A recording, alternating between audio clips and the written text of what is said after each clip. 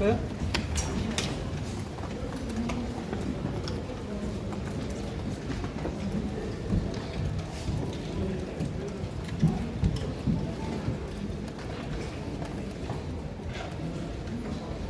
네, 준비됐습니다. 네, 안녕하세요. 최고위원회에서 강현위원장 운영 선출에서 일단 기초에 이제 글을 좀 들어서 의견을 보류한 것 같은데 일전에도 말씀하셨지만 어떤 방식으로 진행이 돼야 된다고 생각하는지 오늘 축사에서 당원심에서 방식으로 가야 된다 이런 얘기도 이야기를 해주셨는데 실제로 지도부 일각에서는 뭐 당원 말고 이제 국민의 목소리를 좀 반영하는 방식의 재선출 얘기도 나오더라고요. 의원님께서는 어떤 식이 적절하다고 보시는지. 중요한 건 의도.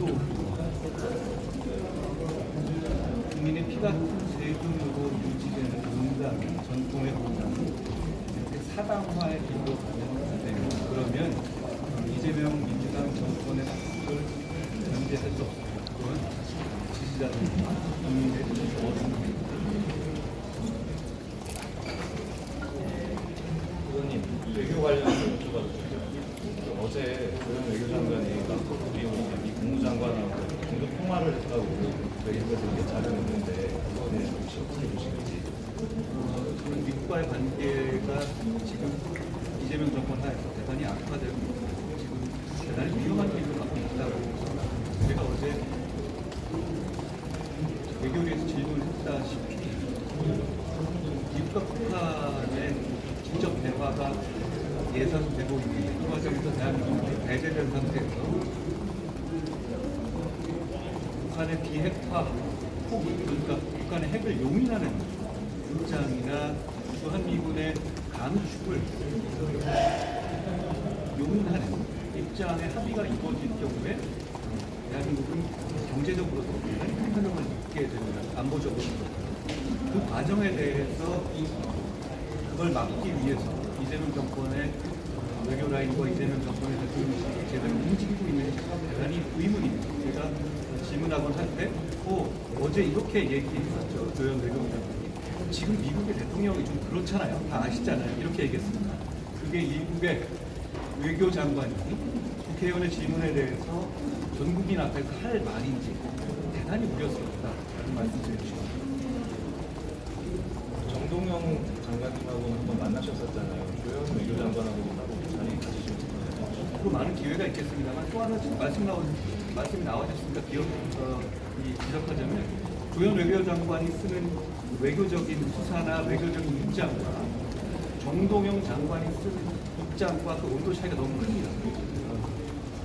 제가 미국의 주요 인사들과 여러 가지 방식으로 만나고 있는데 그들이 걱정하기는 정의 말과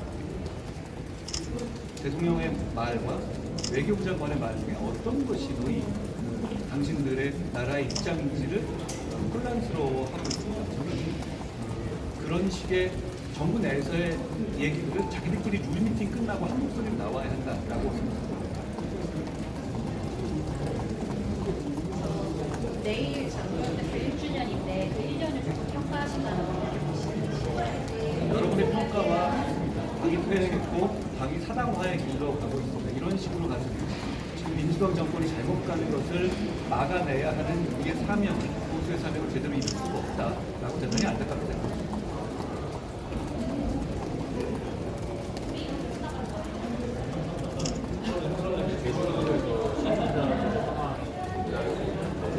이거 관련해서 검찰의 보안수사권을 일하는 게 아니냐라는 의견도 많이 나오고 있는데 그건 맞습니다.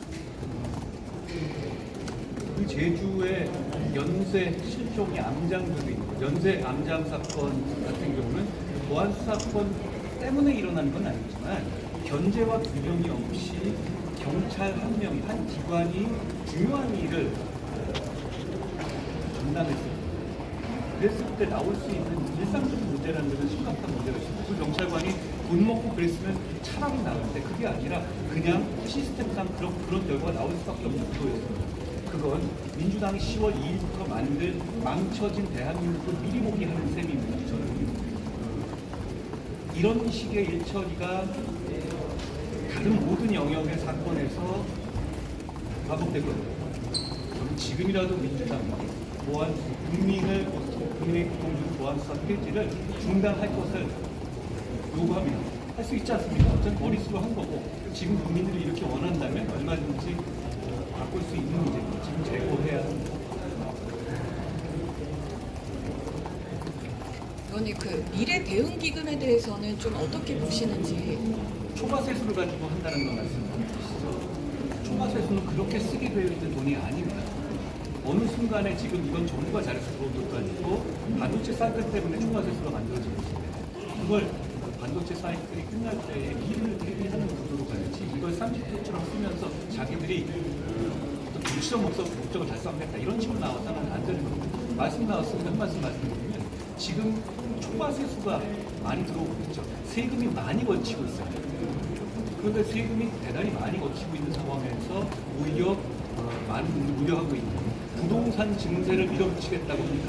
어제 제가 한성수 총리에게 질문했다시피 이건 세금이 부족해서 걷는 세금이 아니죠. 그러니까 기존의 1주택자들에게 집을 팔고 수준에 맞는 곳으로 가라라는 식의 압박을 가하는 것입니다.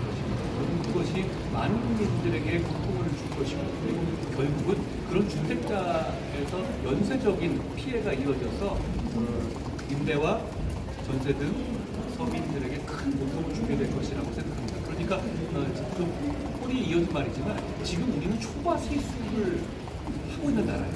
여기서 이런 식의 부동산 증세 정책은 그 잘못된 것일 뿐이 아니라 그 목적을 달성하기가 어렵다는 것을 지적하고 싶습니다. 하나 이거 말씀드리죠. 어제도 해가지고 어제도 민주당 이재명 대통령, 김민석 대표, 박주민 의원, 서영교 의원, 박지원 의원 등등 기타 등등 쭉 해서 밥 먹고 이렇게 노웅래 돈봉투 사건에서 증거가 배제돼서 문제난 사안을 가지고 계속 얘기를 하고 있죠. 저는 그건 보안수사 문제로 인해서 공소 취소에 기반을 할 수 있는 그 여론이 많이 악화된 상태에서 그건 불시 살려보겠다고 몸부림치는 것이라고 생각합니다. 저는 근데 이 말씀을 드리고 싶습니다. 돈 받은 장면이 조류 상황이 녹음된 녹음 파일이 있음에도 불구하고 그 파일을 수사 당국이 확보하는 과정에서 영장을 따로 받지 않고 당사자부터 이미 제출받았다는 이유 때문에 무죄가 난 사안입니다. 돈을 안 받았다는 식으로 발생한 문제가 아닌 거죠. 그러니까 결백한 무죄가 났을지언정 이건 그런 이유에서 된 것이죠. 그러면서 저는 안타깝게 생각하는데 그런데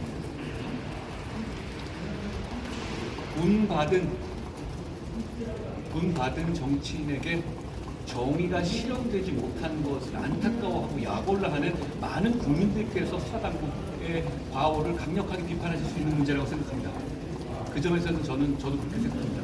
그렇지만 이렇게 운 좋게 처벌을 피한 사람과 그 정치 세력이 이때다 하고 억울한 척, 안 받은 척 하면서 이재명 대통령 공소 취소의 국민을 살리려고 하는 것 대단히 뻔뻔하고 성공할 수가 없는 일이라는 것을 분명히 지적해 보고 싶습니다.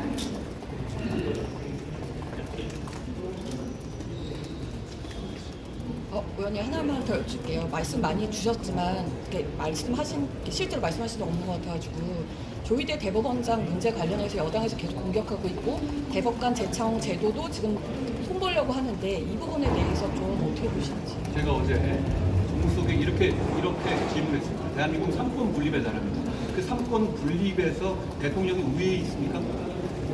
그렇지 않습니다. 대법원장에게 제청하라고 한 이유는 대통령의 입맛에 맞는 사람으로만 사법부가 구성되는 것을 막기 위한 헌법적 장치입니다. 그걸 공개면서 우리랑 사전에 얘기 안 했으니까 이 사람을 안 해주니까 너는 탄핵하겠다. 대한민국 그 정도 나라입니까? 그러려면 왕정해야죠. 이재명 대통령은 자기가 왕인 것 같다고 착각하는 것 같습니다. 이재명 대통령은 왕이 아닙니다. 그리고 다시 한번 이렇게 여쭤보죠. 판사들은 어떤 대단한 능력이라기보다는 합리적인 생각과 균형 감각, 정치적으로 치우치지 않는 태도, 이게 중요한 것이죠. 그렇지 않습니까? 그런데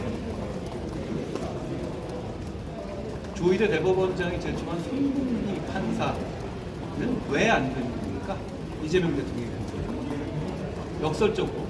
그러면 이재명 대통령이 그렇게 시키고 싶어하는 김민기 판사는 왜 꼭 김민기 판사여야 하는 겁니까? 왜 손문기는 안 되고 김민기여야만 하는 것인지 그 점을 답해야 합니다. 이유는 분명하지 않습니까?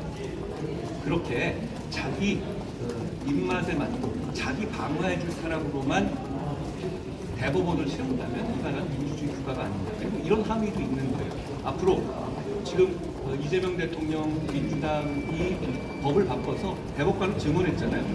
이재명 대통령 임기 내에 그 열 몇 명, 그러니까 플러스 그리고 추가로 지금 임기가 만료되는 자리까지 포함해서 대단히 많은 대법관들을 임명하게 돼 있죠. 저는 거기서 이미 대법원을 제압해서 자, 앞으로는 적어도 이거는 이대로 넘어가더라도 앞으로는 내가 시키는 사람 할 수밖에 없을 거야 라는 식으로 압박하고 있는 거라고 봐요. 그러니까 앞으로 임명할 모두는 진짜로 우리 말 들어야 돼 라고 겁주는 겁니다. 그러니까 플랜카드 걸고 이런 거 아닙니까? 제가 그 플랜카드 위에다가 험폭하게 민주당 조희대는 물러나라 이렇게 써놨더라고요. 그 위에다가 험폭하게 민주당이 물러가야 한다고 썼습니다. 국민들이 그렇게 생각하실 겁니다.